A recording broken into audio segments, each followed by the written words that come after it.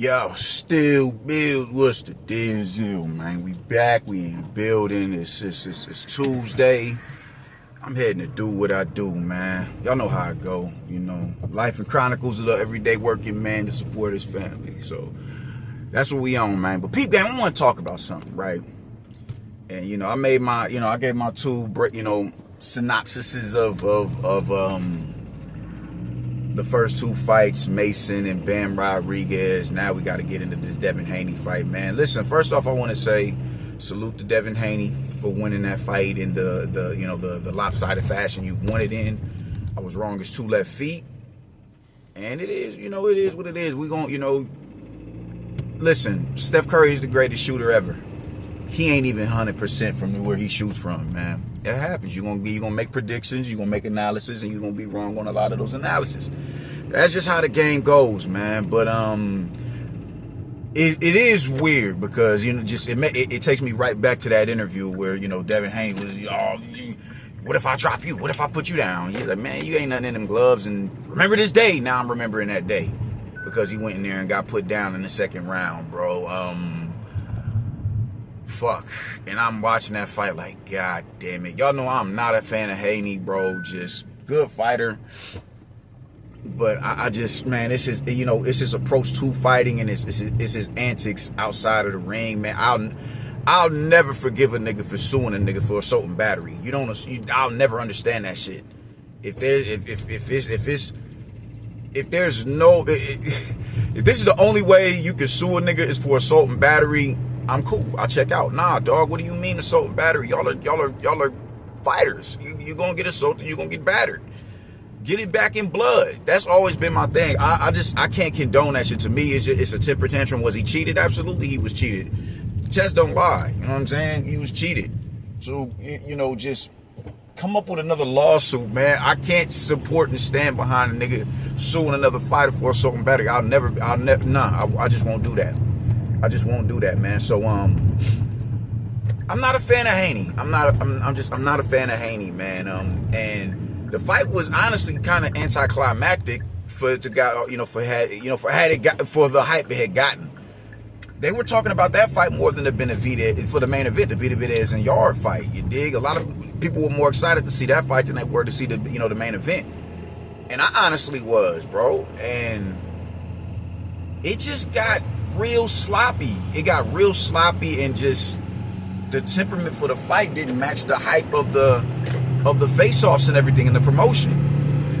Devin Haney didn't throw a punch in the first round, and I thought that was real telling. I thought that was really telling. He just kind of conditioned Brian Norman to coming forward and throwing punches, and he was reading them. And I don't, just looking back in hindsight, it didn't look like he was nervous or apprehensive or nothing like that. I just think, after he just felt that much more confident going into that fight, considering the level that he's fought at. And he would just let him get his work off. And I think after the first, he was like, this is it? This is it? This is really? Okay. And he stepped on the gas in the second round and put him down. And at that point, I'm like, God damn it. Fuck. And it was just downhill momentum for him after that, man. At least, for the first half of the fight or so, man. Brian Norman, oh my Lord. Brian Norman kept trying it. Oh, shit. What the fuck? Brian Norman kept trying for big punches. He kept trying for big... Oh, shit. The semi is on this side, man. I hope everybody all right. Brian Norman kept trying for, leaping left hooks and leaping jabs. And, it wasn't... I'm like, you're not going to be able to land those punches on this dude. You have to set that up. That's dope. He kept trying for it. He kept trying for it. But the thing, now granted, did he get answered for it? No, he didn't. But when you create habits like that, you do that in front of somebody who ain't necessarily apprehensive on letting a shot go. They're forcing you to do that. They're manipulating you to do that. And you do that and they let a shot go. That could be, that could really change the momentum of a fight. It's a bad habit to create in the now, you dig? And you're doing shit. Now, granted, when you're in there with somebody that's that dominant and domineering over you, you're gonna make mistakes. Not even mistakes. You're just gonna, you're gonna become a creature of habit, trying to, find some sort of offense and get a rhythm going. You know, you're not going to be as creative and dynamic because you're aggravated, you're frustrated. You get what's normally working on fighters isn't working on this fighter. But it just you know, it was just a bad performance for Brian Norman, man. It was a bad performance, and honestly, it was due to experience, man. You know, Devin Haney was just a far more seasoned fighter between the two of them with a style that naturally contradicts his own. He's gonna be one of them fighters who struggle with fighters who are mobile. They punch on the go. You know, so was it a statement win for Devin Haney? Yeah, he's unfortunately a pound for pound fighter, 3-division world champion.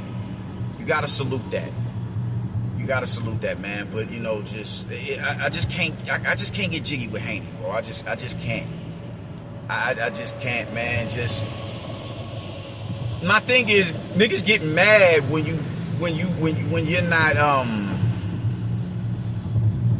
not inviting of that style, when you want to see action. It's like, you know, just what are we, you know, just you don't. The Spurs version of basketball is just not a version of at least Spurs that, you know, the great Popovich era Spurs. That's just not a brand of basketball that you would rather see as opposed to a Golden State Warriors or a Showtime Lakers or a Kobe, you know, Kobe and Shaq, Allen Iverson, man. You just, you know, you definitely want to see, you know, the game presented in a more dynamic fashion. You dig? You want to gravitate towards the game. You want to be keyed in on the game. You want to be able to say, nigga, that game right there was a motherfucker. When you look at Devin Haney, man, it's 1-2, and is him stepping back consistently, man. And you know, the dude has really good feet, but it's like, man, if you're this much better than the opposition, there's no reason why you shouldn't be letting go of shots. There's no reason for that. There's no reason you should be You shouldn't be that gun shy, man. You should be that fast on your feet. Your instinct should be developed that much to where if you're not going to sit in the pocket, you can at least get in and, you know, dart in and dart out. You should be able to do all that, man. Just the fight got real sloppy on the tail end of the fight. There was a lot of smothering. I think if I'm not mistaken, the crowd was booing. It was smothering and just all type of, just like, what are we watching now, man? What is this? What is this? Y'all not gonna try and sit down. You're not gonna. There's no reason for you to be stepping in like that anyway. You dig? Like, both of them were trying for shots, and it was, you know, overshooting on the shots and finding themselves in, you know, just too close to each other where they had to wrap each other up. Devin is supposed to be, which he's a really good fighter, but you know, you should be able to get in comfortably and get back out. You should be able to do that, man. And, you know, just, you didn't do that. It was a good win for you. It's a dominant win. But it's like,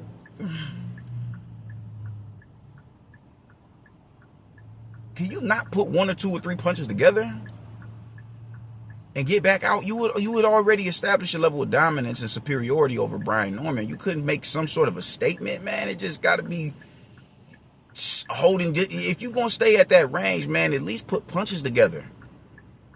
At least put them together. At least put punches together. Man, now we gotta deal with this dude more, man. I'm like, man, I'm just really past tired of. I'm not about to be guilt tripped neither because I want to see action. You dig? I'm just tired of that brand of fighting, man. I'm tired of it. I'm tired. It is more than enough outboxers and back foot fighters out there that have mastered getting in and out of the pocket. You dig? Getting in and out. And if you're forced to stand there and trade, they've developed the instincts to where they can protect themselves. Even if they're not big punchers, they can protect themselves, get their shit off, and get back to a comfortable range that's conducive for them. There's more than enough fighters out here who have shown that they can do that. Katie Taylor, Ellie Scottney, these are the type of fighters that can do it. Clarissa Shields. Females are doing this, man. Shakur Stevenson is not no big puncher. He's comfortable in the pocket. Tim Bradley was comfortable in the pocket. I'm like, man, come on, man. Like, let's you're not about to guilt trip me for me saying I'm tired of that shit, man. I'm tired of it. Devin Haney is a really good fighter, man, but goddamn, this shit is getting ridiculous. You are dominating a fight, man. You can't put no sort of offense together. besides a 1-2 and it's just long spells of you being inactive. Like, man, god damn, bro. Fuck. After a while, I'm looking on my phone. I'm like, yo, this fight is getting sloppy. This is really a sloppy fight right now, man. That was to be expected, the holding and the smothering from Brian Norman, because he just, like, went in front of, like, we saw it in the Quicks Randall fight. When he's in front of somebody who's rangy and controls range, he'll overshoot on the shot, and he'll find himself in a position where he can't get a shot off. His work is smothered, and he has no other choice but to wrap up. We saw that. But you're supposed to be a higher tier fighter than a Quentin Quick Randall's, man. You can't put punches together, man. Just, from round 6 or 7 to the end of the fight, it's just a lot of smothering. It's a lot of wrapping up. Like, man, come on, bro. Just come on. I'm cool on Devin Haney, bro. I am. Really good fighter. But good God, man. Good God. You fought Lomachenko in the pocket, bro. You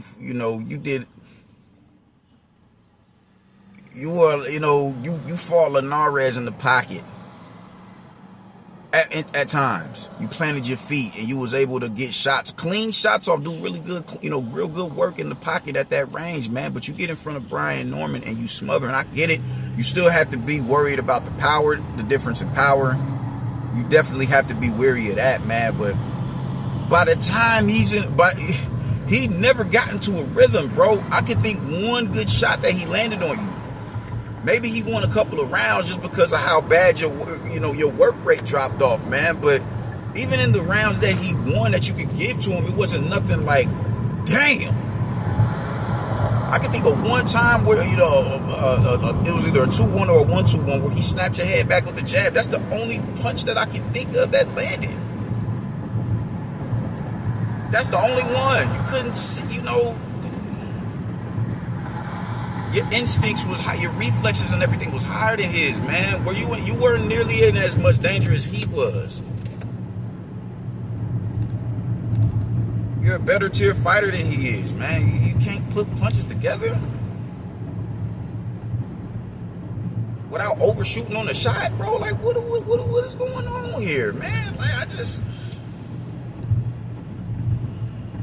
I can't be mad at Brian Norman. I'm not about to sit here and bang on him or nothing like that. I won't do that. He just showed, it's levels, and you're not at that level just yet. You still got some work to do.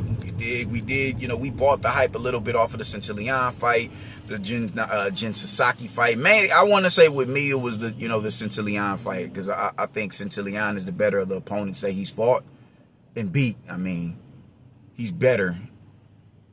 But, it just goes to show that you got a little bit more seasoning to do.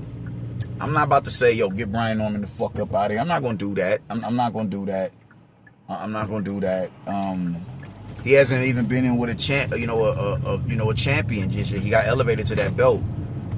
Devin Haney has been in there with Regis Prograis, former champion of Jorge Linares, Lomachenko, Kambosos. He's been in with some legitimate champions, man. So he can speak to that experience. Brian Norman can't.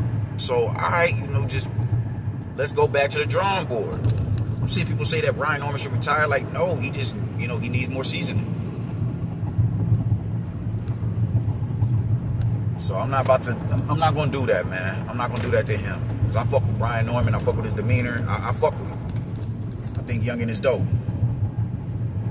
But Devin Haney is just like, bro, there's just no way your offense should go that stagnant, even in the fight that you're dominating in, man. And this is, dude, no. I really needed Brian Norman to get Devin Haney the fuck up out of here, bro. I did. I needed him to, man.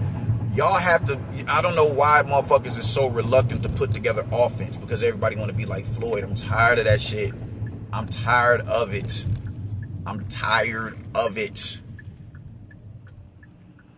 If you get a motherfucker to a point where they can't get in a rhythm or find themselves at a comfortable range to where they can land a shot from you at distance, mid distance. You need to start putting punches together, man. Look at Bam Rodriguez, just how balanced of an offensive and defensive fighter he is. Real good defense, excellent feet, excellent offense. Bud, like we could just go down the list of fighters who do shit, who are even killed, man. Like it's no counterbalance with Devin Haney. It's just all defense. It's just all wanting to stay. Man, come on, bro. Come on, man. Real good fighter, pound for pound fighter, 3-division champion. You gotta give him that. But I'm cool. I'm cool, man. Was it like a super impressive victory? Had he fought consistently like how he did in that second round, you could the first half of the fight, the second round, the third round, fourth round, fifth round. Yeah, definitely, man. But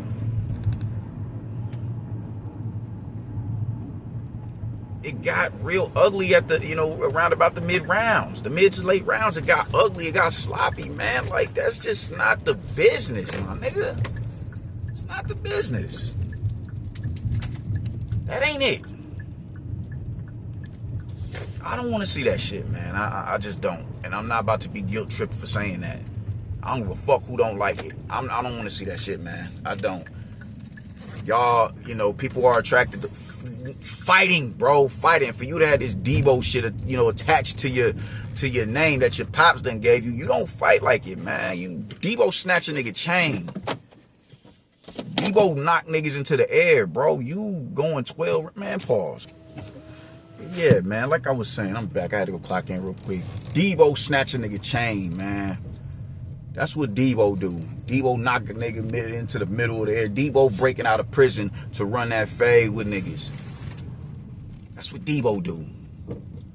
Debo don't sit at mid-range and put a 1-2 together and get out and just stay at a.